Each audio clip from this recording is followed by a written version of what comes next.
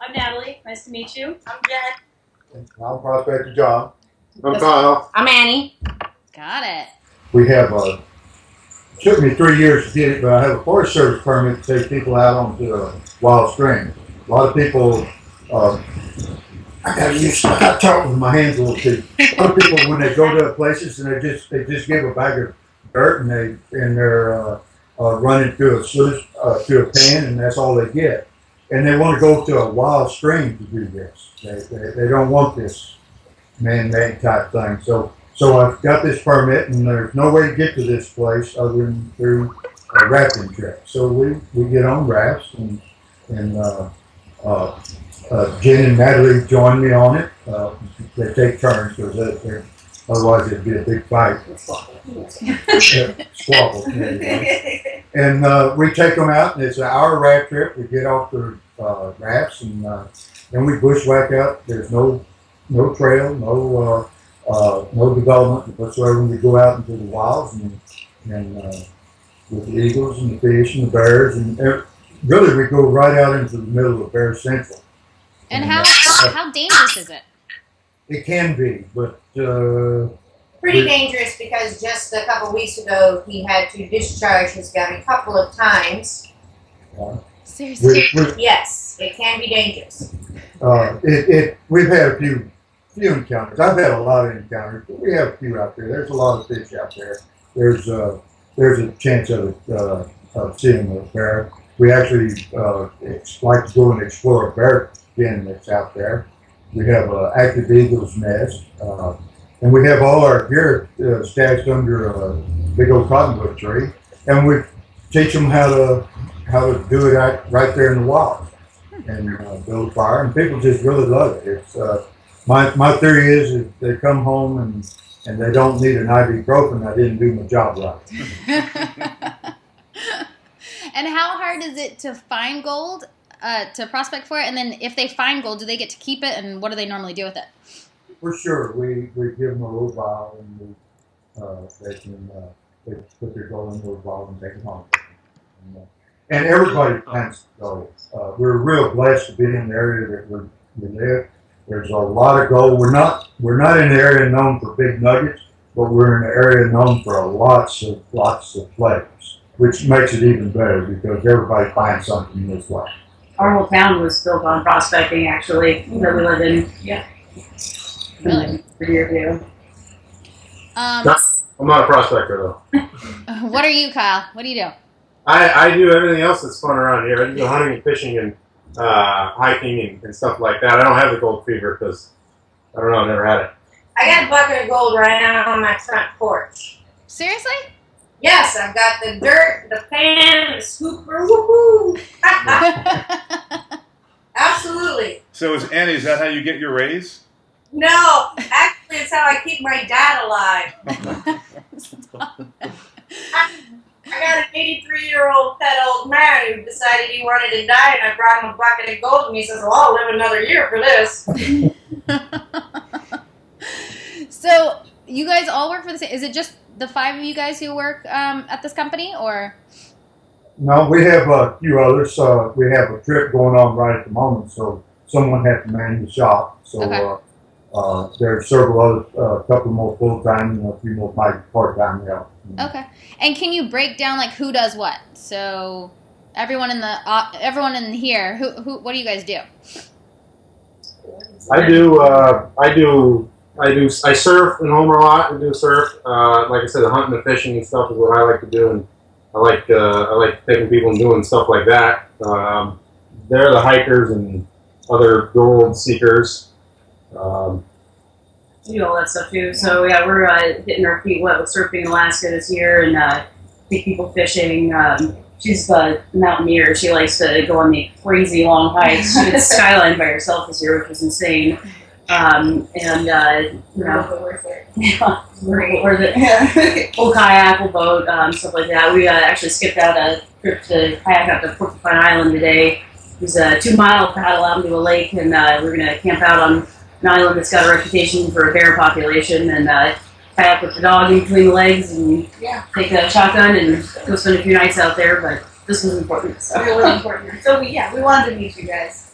So a little bit of everything. Then we help with John on his raft trips, help people prospect, and so I don't think that there's an official title. It's a lot of everything. Right. They did a good job, didn't they? I am blessed to have these people around me. I'll tell you what, it just makes the job a whole lot easier when you have people that are good at what they're doing and enthusiastic about what they do. Right. So, Hey, John, quick question. Is everyone in the room there proficient with firearms? So when they go out, they always have a sidearm and or a rifle? well, since we, I'm a weapons specialist licensed by the government to teach and train everything from a 9mm to a Mark 19.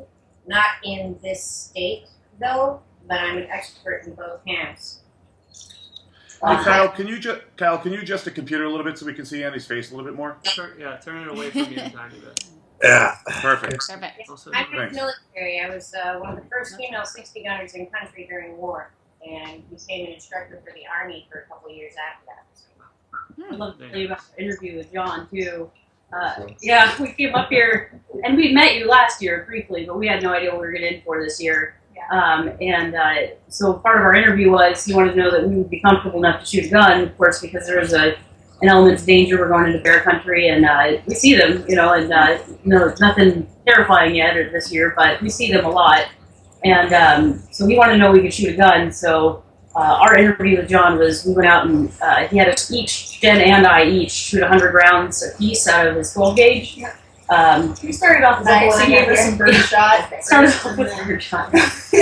And then he surprised us with buckshot and with 3-inch slugs. 3-inch slugs, yeah. Super. I gotta tell you, because shooting 100 rounds out of a 12 gauge, that's a lot on a shoulder. I know. I feel a little bit less manly now. That makes two of us, Kyle. It's hard. We're like, we've got these bruises, we're hurting. That was tough shit. John fell asleep behind us too. I was a veteran in you, but I mean, we're just like, oh. I'm pretty comfortable around guns too, I guess. Not now. So yeah, I'd say we're all comfortable and proficient with firearms. Absolutely. And so, what are some of the other dangers? So you have to bring a gun out. What other things do you guys come across that me here in Los Angeles I wouldn't come across? Like, so the bears. Like, what other dangerous things is there? That's just tumultuous. The weather. Yeah, I think it's just remoteness. Everything that has to do with being in a remote area. If you injure yourself. Yeah, you're facing. You got to deal with snakes. Anything that would bite you or. Yeah, bears is the biggest one that's obvious because it's kind of outside of your control. But just a few trips ago, we had something that was probably more life-threatening than bees. Yeah, asked Natalie about it. Yeah. She went on a rampage out there. We had a whole bunch of people. We were bushwhacking, and all of a sudden she's cussing and screaming, "We gotta get out of here!" And she's stripping for us, and everything. We'd run into a bee's nest. They stopped and they left me right over top of it. And how many times? I got stung 6 times, and I had hornets in my waders, and so. No, I was yelling at John and a lot of profanities. I called them some names. I'm sorry.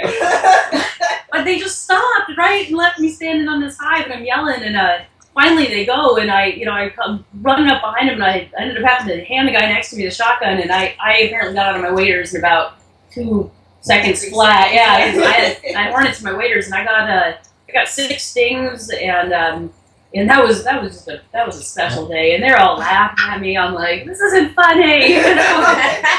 No love lost. A couple of folks got stung that day. And we handled it really well, first aid and everything. We're all certified and that kind of stuff. But so when you go out, John, when you guys go out, do you take first aid kits then with you or satellite phones? I was fixing to go into that. We're sitting there, and I'm exploring this. We got to this place I wanted to go to. These guests we had were special guests. They weren't so interested in the gold panning as the adventure, and so I was excited because we went to a place that nobody's ever been, and so I'm exploring when we get over there, and I started staying away from Natalie because she was still in a bad mood, and next thing I know, I look over there and she's crushing something on a rock. I said, "What the heck are you doing?" And she was crushing an aspirin and.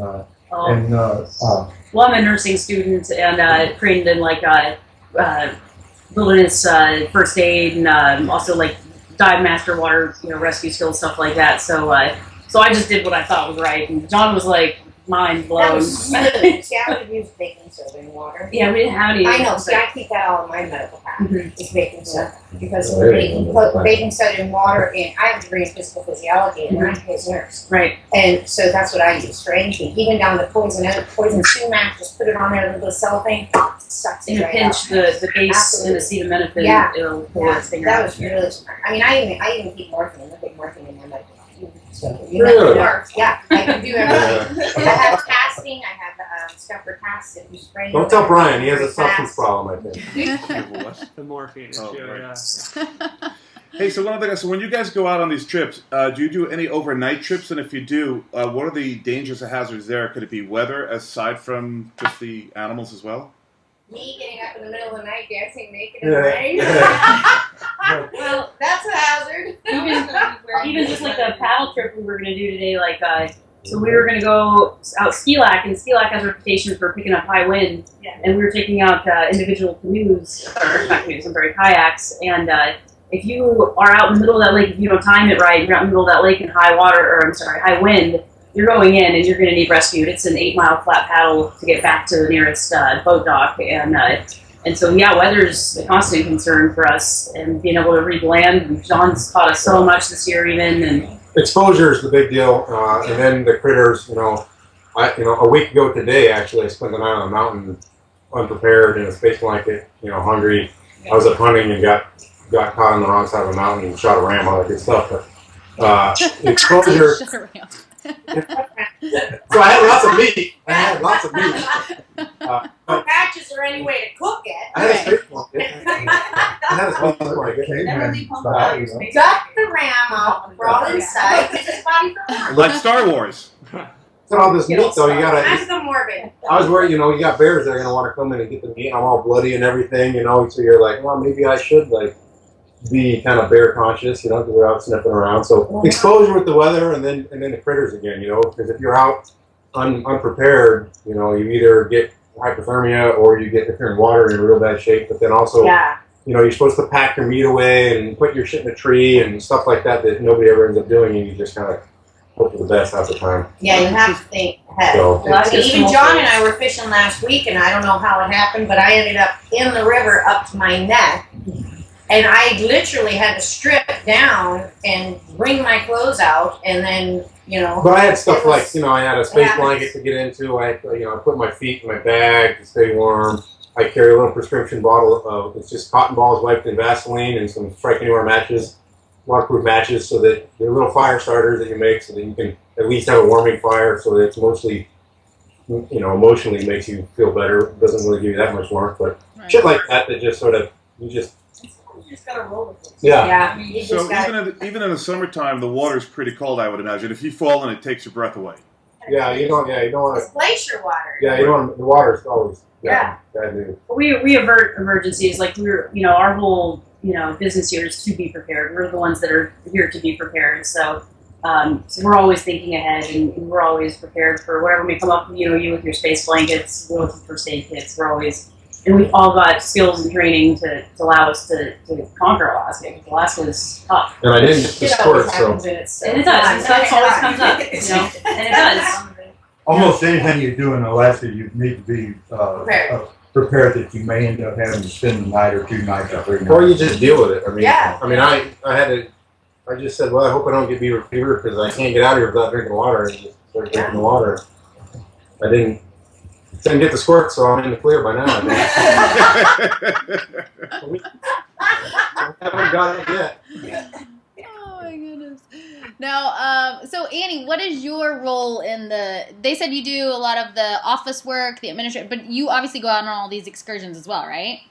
I haven't gone on there with these ladies, Mm-hmm. but I do go on excursions with John. I don't necessarily do the office work. I am his business advisor, Right. spiritual advisor. Would need a little explaining. I'm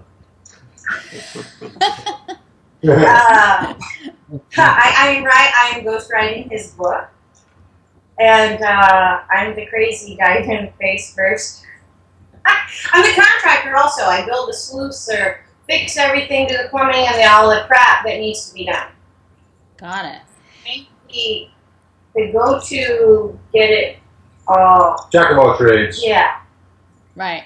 And do you guys have an office that you work out of, or that is like a home base, or is it out of someone's home, or what? Basically, I do it in my own apartment office. You have your shop, which you sell things to, Okay. so, as well. But then, Knick-knack souvenirs. yeah, that kind of stuff. Yeah. Got it. And then, sorry to interrupt. No, please. And you guys do, Natalie and Jen, you take women out too, and you're really trying to do more and more of that. Do you have specific things you do, or you try and do the same things and maybe make it a little more city friendly, I guess you could say? Yeah, I know.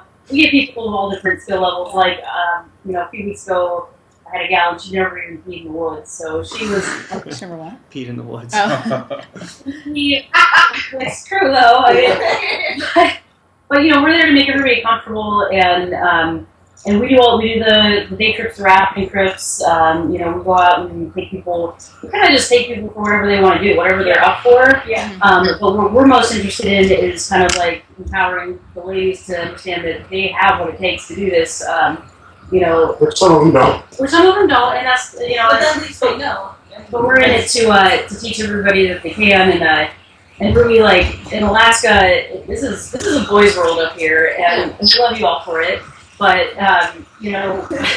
we want to do the things that the boys do on our own. Like we taught ourselves to sockeye fish this year, and caught our own sockeye without anybody telling us what to do, and it's just Called snagging. Illegal.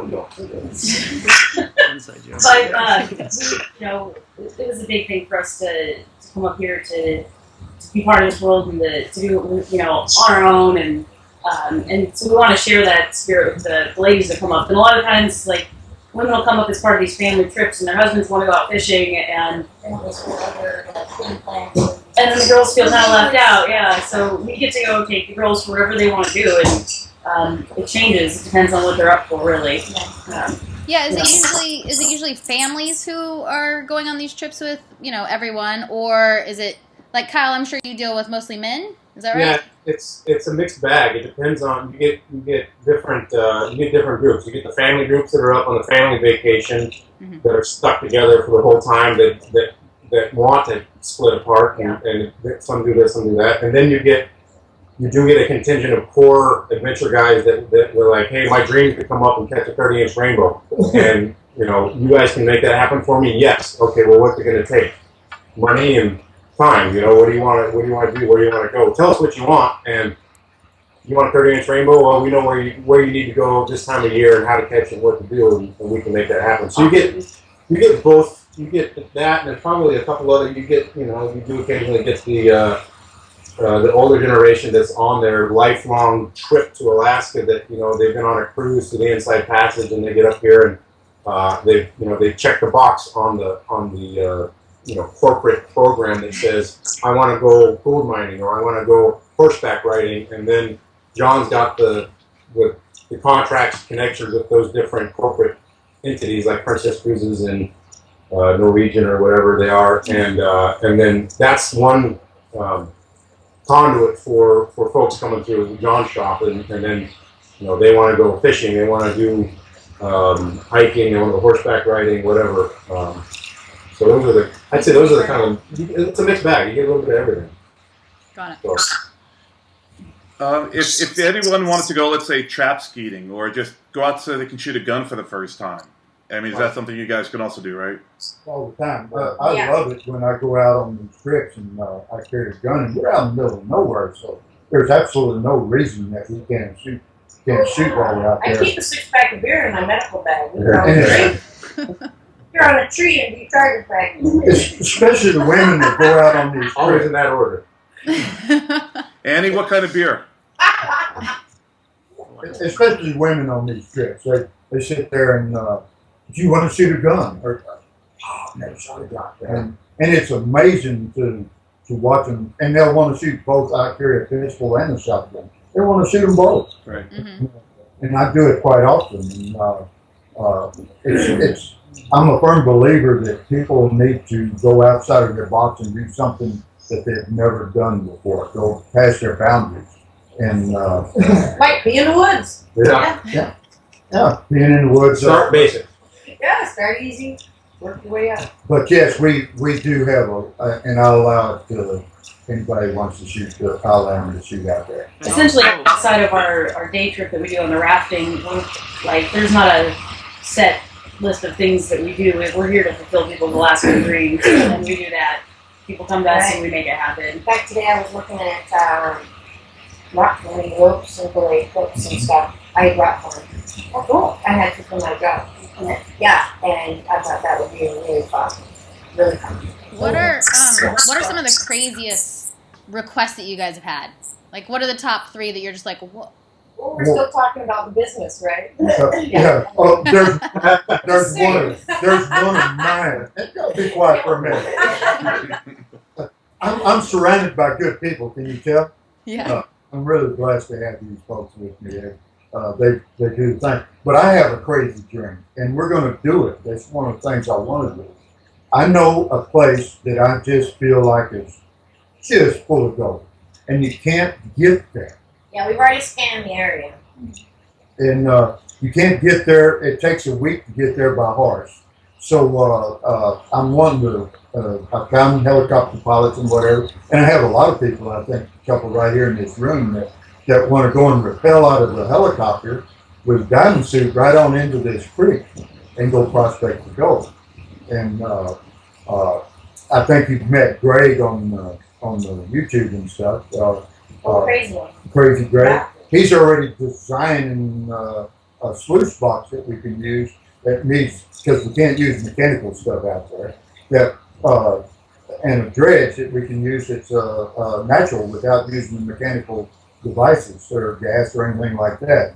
So this is one of the things that I have as a desire to do, and we can do it. And I'm most excited about that part. I know Natalie has another wild dream that she wants to do, and involving skydiving.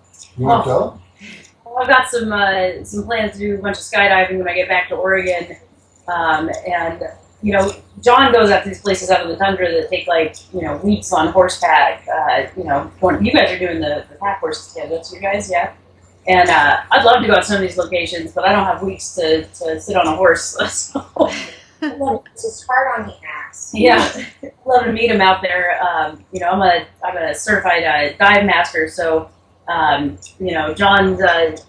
thinks it'll be great for me to run the dredge. So and I told him about my skydiving, and so basically the plan is that I get to go meet John. I'll jump and meet John, and then hop into my gear and jump into a creek.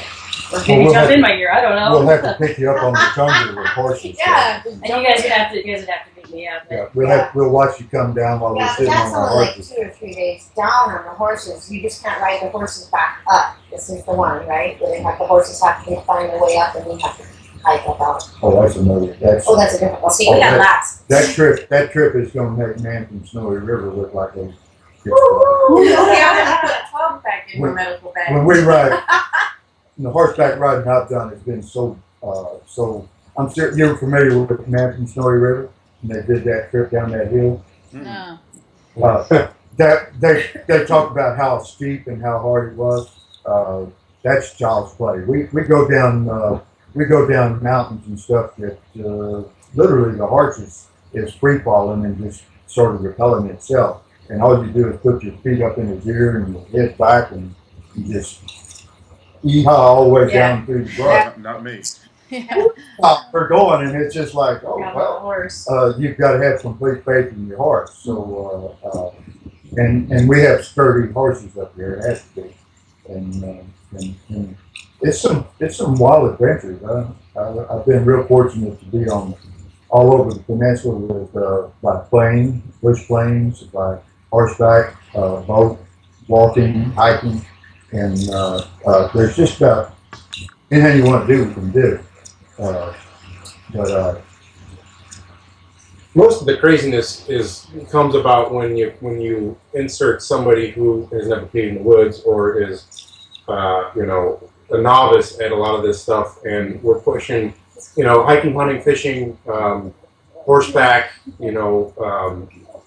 whale watching. All this stuff is fairly, it's tried and true and isn't too crazy until you insert in that person who just got off the 700-foot cruise ship and is eating caviar, and then all of a sudden you're getting kind of pushed to the extreme. Well, it's going to get dark, and we're going to have to headlamp at home for the last 3 hours in bear country. And it's like, well, no, that's just how it is. You have to deal with it. So that's where things kind of get kind of hairy with folks. And then there are these other bigger adventures and stuff that are on the docket that just are waiting for that right person to step off the boat or drive down from Anchorage on their dream vacation that's ready to do it. So right. So what happens if someone can't hack it? If they're like, no, I'm not doing a 3-hour dark walk back in bear country. That's my department. Yeah. And I'm the spiritual guidance. My medical bag and says, listen, let's have a sit on a rock. it depends on where you're at in the adventure. Yeah, we do a lot of motivating people into it, and we If you're already into it, though, it's tough shit. I mean, you're welcome to stay, but I'm not, kind of deal. I mean, but sort of the joy in that is we've taken so many people out this year, even just in the day trips, that have gone well above and beyond. Yeah, what they expected of themselves, and they came back glowing because they did something that they never knew they were capable of, and that's a lot of the fun of it, truly. Yeah. if they've got issues before the trip, then they got to work that out, and it's go no go. But by the time you get halfway through or down after, halfway through, people tend to just wow, this is amazing. I can do this. I really can do this. And they didn't think they could in the beginning. I've been through That's that the good sometimes. contingents. The bad contingents are the ones that bitch and moan the whole way, and that's. We rarely have anybody just say I'm done. Most people, they a little bit of motivation. Take your time. We're not really on a schedule. Yeah. Most of the time, under certain circumstances. So do you get people a lot of times, the greenhorns, if you will, on these bigger hikes or longer horseback rides where they're not familiar, where they are just bitching and moaning, and you just hear it constantly? It doesn't happen that often, though. That'd be me. It depends on the. It depends on the level of foresight we give them. I think it may say. I mean, if you do enough forewarning, you can scare the right. If you want, it depends if you want to make it easier or harder on yourself. I guess what I'm saying, Bill, is you can do your own weeding factor, and you gotta have a good idea who's gonna hack. So, Kyle, let me ask another question. Or do men or women, do they expect maybe more of glamorous camping? So they're coming in heels and nice slacks and things like that. You can spot that. You can spot that, and I guess that's what I'm getting at. Is depending on what you want to put yourself through, you can kind of do a reading factor. I mean, if you're like, whoa, this guy is going to be an asshole and a ton of work, you're like, well, yeah, we're going to have to, you can feed him. You can do your own weeding factor, and you can choose your own adventure with who you get. Because people will show up in, with the $700 handbag, and you're like, that's going to get ruined. You know that, right? Is that cool? Yeah. Or you can just fail to mention that and give them a plastic Ziploc and watch bag what happens. But then in you there. got to suffer the consequences. So that's kind of what I'm getting at. Is we read them and try to create an adventure based around. Yeah, there's no shortage of those folks, Bill. That's knowing what we're doing and then being able to relate back to people. You have no idea. You have no idea what you're doing. Good example is we had one lady this year that was just bitching and moaning the whole time, and by the time she was an hour into it, I'd already talked to her and told her how proud I was that she was able to do all this stuff. And by the time the trip was over, it was her favorite trip. She was feeling so good inside that we psychologically got her to realize, look, you're a pioneer woman. You could have survived. Yeah. You go on a cruise ship and you say, oh, look at that mountain, look at that spring, isn't that beautiful? Here you actually get your hands dirty and you're An touching experience it. of a lifetime for this lady. She would never believe she would have done and had memories forever. We took some lawyers that one time too. I had about 15 lawyers one time, and that was they got to going, and next thing you know, they had movie cameras out. Hey, did you see something suspicious going on over there? and they were gathering testimony, and we had they had a contest. Whoever found the most gold would get a $200 rod and reel or something. And And so I had one girl in the office, and they'd come in and say, "Give me a nugget," and they'd buy a nugget and plant a nugget, and then it'd be found in another one. We sold every nugget we had. They kept wanting bigger nuggets, bigger nuggets, bigger nuggets, and it was a hoot. I never saw so many lawyers. So many cricket lawyers. So many lawyers have such a fabulous time in an hour and a half of messing around out there with my boat banner. They just loved it. So we pretty well can. Walk away thinking that, this is a terrible idea. Everybody I think has gotten to do something with it, which is our goal. We want people to know that there's this whole other outside area from the road system, from everyday hustle and bustle. Exactly. I have a high heel collection from that, so I understand how it is. When I'm not in my paint shit, man, I'm in high heels and silk blouses. Yeah, my daughters say just because I do a man's job doesn't mean I have to look like one. And I just got off work, so y'all caught me just getting off work. But normally, I wear 4-inch heels and slacks and blouses, and you know it, man. I have matching purses with every shoe. Oh yeah, I'm one of those. She's hot. More impressed. Yeah, I'm one of them. But you caught me on my good day. Yeah, we should be fine. Well, now you can shoot better, you can shoot off better. I know. So, John, are there do you have any big competitors, or are you guys kind of like the main guys that people go to? This trip we do is one of the only one of this kind. It's No competitors. where Also, John has. all against Sorry. doing what we do without a Forest Service permit and Permit that no one has. to a mine or a creek and teach them how to do it. And I wanted to do something hands-on. I wanted to teach them how to look at the terrain and visualize ancient stream beds. Why is there gold in this spot and not over here in this spot? And make them watch their back trail. One of the things we forgot about, biggest danger is getting lost. You can go 100 yards and be lost. Right. Yes, the rest of your 100 yards and you think you know your way back. And holy mackerel, you can be walking around for 8 hours and just if you walk the wrong way, you're lost. I got lost this year myself twice. And if it wasn't for my skills that I teach of how to, you've got to have a screen that you can hear. You've got to use your ears and everything else. And we went off around the way, and I didn't know that this screen turned this way, and we're going this way. And it's not like you can follow the stars, because in the summer the sun doesn't go down. Right. Last week I saw the stars for the first time since May. I got so excited. I did too. I was like, no! I'm like, look at that. I almost hit a car. I was driving, and I almost got in a car accident, and I saw the stars, like, damn, that's, shit. I was like, The other great part of that is that we can play all night. yeah, you can play all night long. We do. Yeah. We don't sleep for months. That stuff's kind of unique with this Forest Service permit, and that's how the Prospector John started, was the gold portion, and that's exclusive for his permit for that area.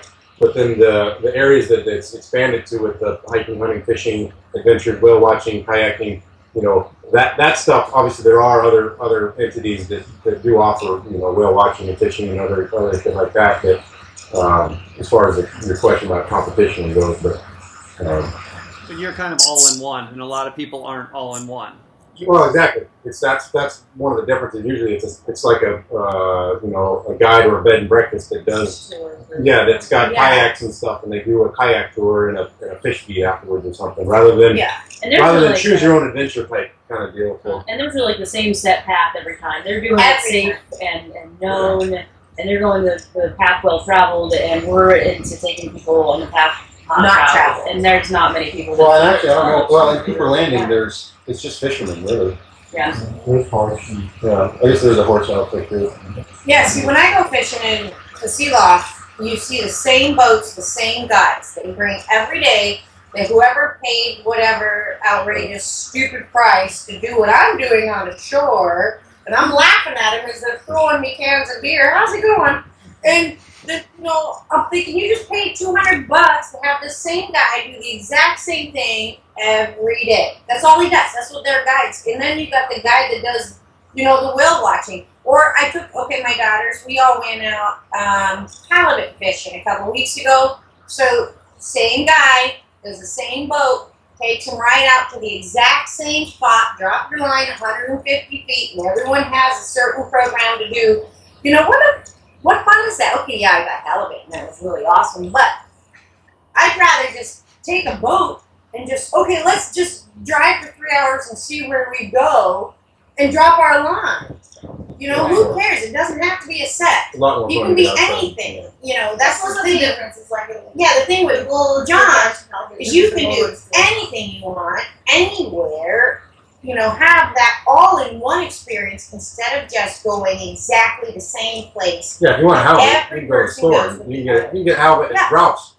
I think a really good example what we were talking about is you can do a fishing, a guided Right. fishing here, right? And go down the same stretch of river that hundreds of Everybody people are does. going down every day. Yeah. And last week you took a couple out and hiked out past Fumo Lake, went fishing, and then hiked up the ridge. Right. I mean, and nobody does that. That's Yeah. just one of a kind for it. Yeah. Yeah, because no one's up there, but there's all the same outcomes really. Yeah, you get the same, but you get an experience on the way. Okay. So let's say you guys go out, you get some, you shoot a bear or a deer, an elk, whatever it is. You cut it up, you bring it back in. Do you ever do any barbecues or cookouts or dinners for people back when you get back, even if it's after fishing? It's like, I'm a Oh, carnivore, absolutely. but go ahead. My favorite recipe, and I do this all the time when we have guests down at the shop, is I have a wall tent there that I lived in for a year and a half that's become part of the Awakening tradition. People, I can't take it down now. I can't replace it because everybody talks about the wall tent. And there's a wood stove in there, and I have a cast iron skillet. And I like to take, for instance, my salmon. I like to fillet my salmon, and I cut the tail up part off of the thing, and there's no bones in it. And I'll individually freeze this in a little Ziploc.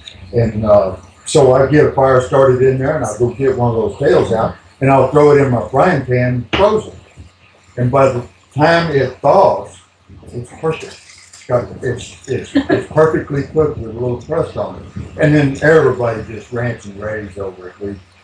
That's my favorite thing, besides having big, I've been involved in a lot of things where we roast pigs a lot. A whole, not a lot. Oh, But at the end of a trip, you guys can come back and you'll cook a meal for everybody.